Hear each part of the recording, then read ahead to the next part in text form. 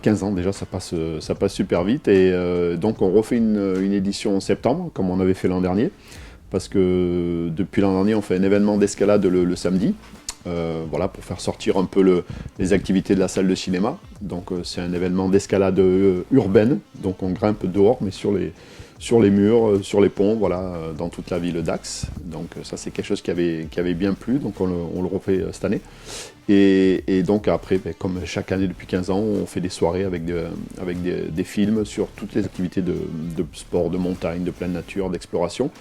Et cette année, on fait un accent un peu particulier sur le monde souterrain. Parce qu'il y a un photographe de renom là, qui vient faire une belle expo. Il y a 50 photos sur son travail à travers le monde, parce qu'il fait de la photo un petit peu partout.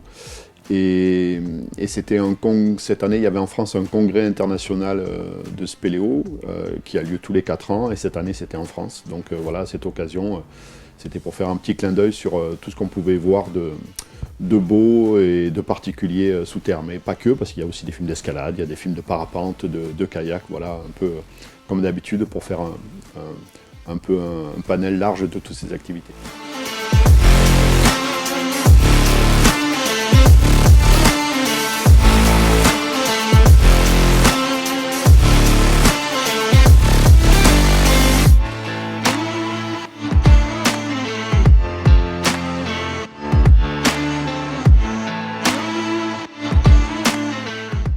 Alors, il y a 4 films par soirée.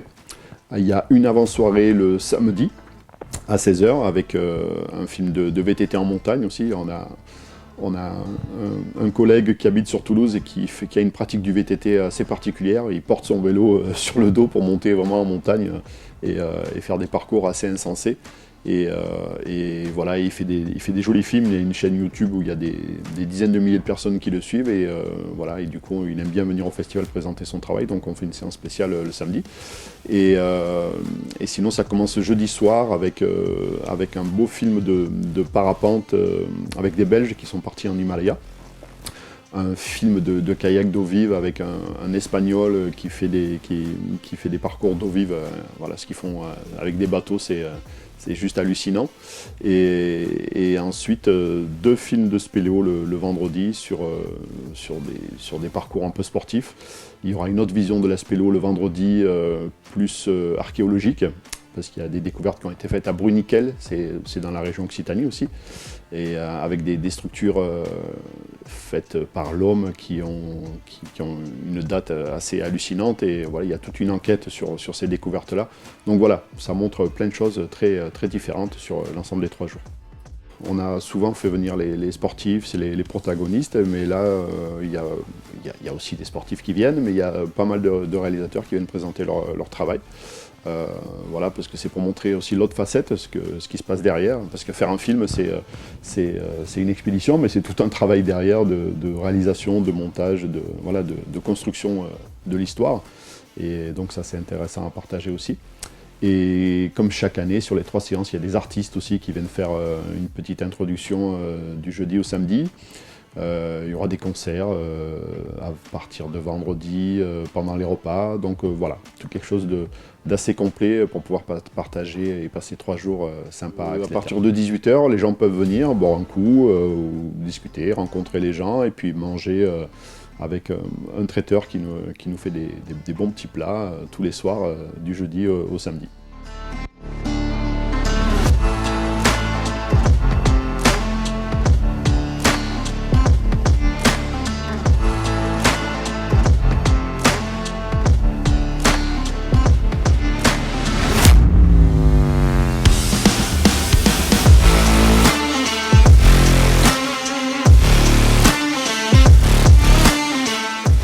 Alors il n'y a pas d'exposants, il y a des expos photos qui sont en accès libre, donc il y aura environ 70-80 photos qui seront exposées là cette année, donc qui sont visibles quand on veut. Les gens peuvent venir même sur la journée visiter voilà, toutes ces photos là, voir ces photos.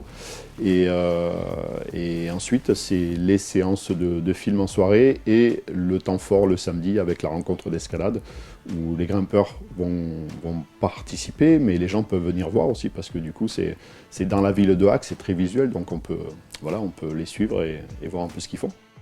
Alors ça prend du temps pour faire une programmation déjà, parce que c'est un travail qui se fait sur une année, alors pas tout le temps, mais il faut regarder un peu ce qu'il fait, il faut voir les disponibilités des gens, parce que ce qui est compliqué, c'est d'avoir des invités, et selon les époques, c'est des gens qui sont pas forcément disponibles, donc voilà, c'est tout un travail d'organisation. Après, il y a Axe Animation, avec qui on travaille en partenariat, bien sûr. Il y a la mairie, il y a la Savacem qui participe aussi pour la partie logistique. Après, il y a la communauté des communes.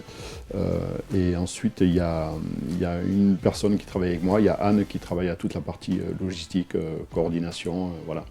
Donc c'est un travail qui se fait pas toute l'année, mais tout au long de l'année, on va dire. Le festival, jusqu'à maintenant, c'était un temps fort sur le festival qui était au printemps et maintenant qui est en septembre.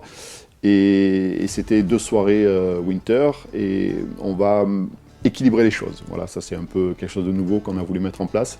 Donc on va faire 3 soirées sur l'édition automne, et on fera aussi 3 soirées sur l'hiver, pour avoir un événement qui soit plus étoffé sur l'hiver. Voilà.